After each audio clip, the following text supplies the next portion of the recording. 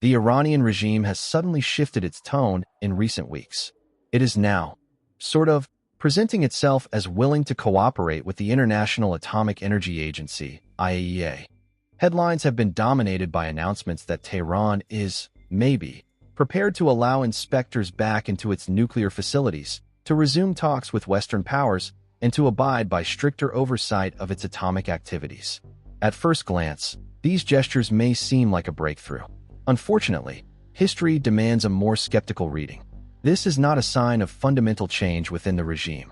Iran's Supreme National Security Council has made it clear that if binding UN sanctions are reinstated by the West, there will be no nuclear inspections.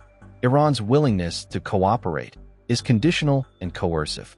The regime is threatening to withhold compliance to pressure the international community into softening sanctions and granting concessions, all while seeking a carefully staged maneuver designed to buy time, regain breathing space, and prepare for a stronger counterpunch down the line. Whenever the Iranian regime begins to speak the language of cooperation and compromise, it is not because its leaders have chosen moderation out of principle or newfound goodwill.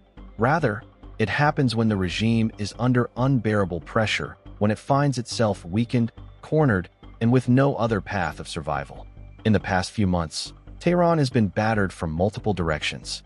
This summer, its nuclear facilities suffered devastating blows in Israeli and U.S. airstrikes, destroying advanced centrifuge installations and uranium enrichment infrastructure that had taken decades to develop. Senior military and scientific leaders were killed in precision strikes, robbing the regime of expertise and operational capacity. Iran's economy is collapsing under the weight of sanctions, mismanagement, corruption, and international isolation. On the regional stage, Iran has watched its allies and proxies weaken under relentless military pressure, and its once vaunted reach across the Middle East is severely diminished. The collapse of the Assad regime in Syria last December was a particularly devastating blow. For years, Syria had been Iran's most critical Arab ally, providing a land bridge to Hezbollah in Lebanon and serving as a forward base for projecting Iranian influence.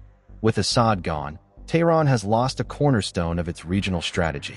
Combined with the setbacks its militias and proxies have faced from Israeli operations in Lebanon and U.S. and Israeli operations in Iraq and Yemen, Iran's ability to export its Islamist revolution through terrorist networks has been badly eroded.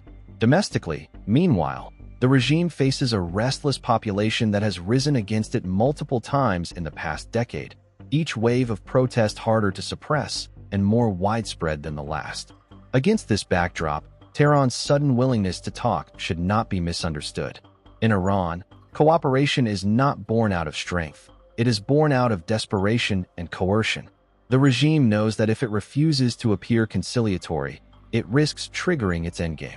By late October, United Nations sanctions are set to snap back under the terms of Security Council Resolution 2231, unless the regime demonstrates full compliance with its nuclear obligations.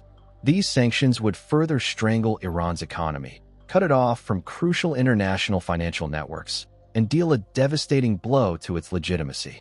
Iran's leadership is using the threat of non-cooperation as leverage. It is signaling that nuclear inspections will be blocked and compliance will be withheld unless the West grants concessions or delays reinstating sanctions. The leadership in Tehran understands that failure to prevent this could most likely spell the beginning of the end for its rule. That is why it has chosen to play the card of conditional diplomacy and intimidation. What Tehran seeks now is exactly what it received a decade ago during the Obama years: time and relief. The 2015 Joint Comprehensive Plan of Action nuclear deal was portrayed by the West as a breakthrough for peace and nonproliferation. In reality, it offered the Islamic Republic a lifeline. Billions of dollars were unlocked through sanctions relief, oil revenues surged, and access to the global financial system was restored. Rather than moderating, Iran used those resources to arm Hezbollah, Hamas, the Houthis, and other proxies.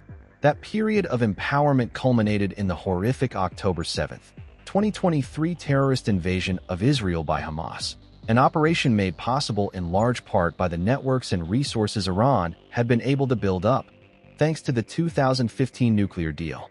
Today, the same pattern has reappeared. Tehran needs sanctions lifted, it needs hard currency inflows, and it needs international legitimacy.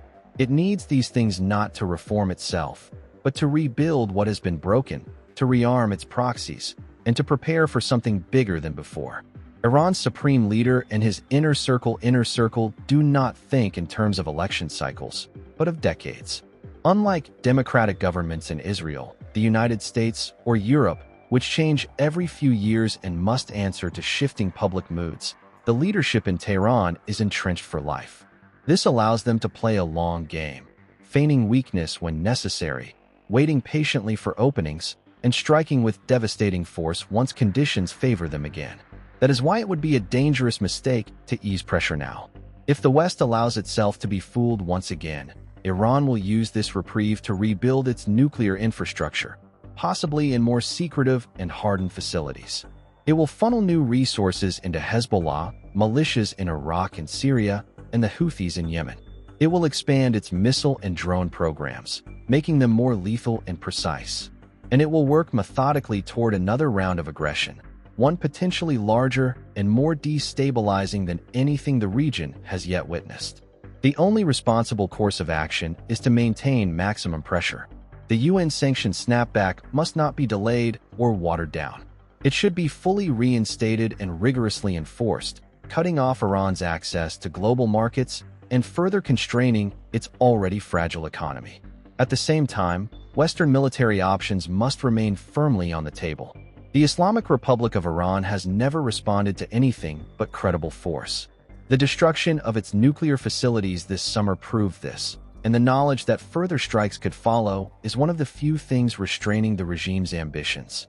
Verification, not promises, must be the standard.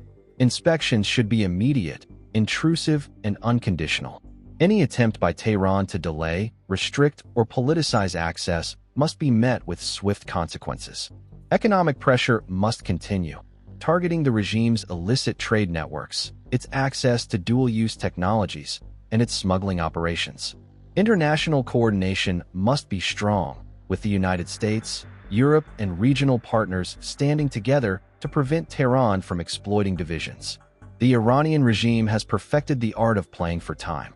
It feigns cooperation when cornered, breathes once sanctions are lifted, and then lashes out with renewed aggression once it has rebuilt its capacity. Its threats regarding nuclear inspections make it clear that Tehran is trying to force the West into concessions while maintaining the ability to obstruct verification. This is the old game it has played time and again. The West cannot afford to be deceived once more. The victims of 1983, 1994, 2001, and October 7, 2023 stand as a reminder of what happens when Iran is given space to recover. Tehran's apparent turn toward cooperation is not a signal of peace, but a ploy for survival. It is the mask of weakness worn by a regime waiting for the chance to strike harder than before. The world must not be lulled into complacency.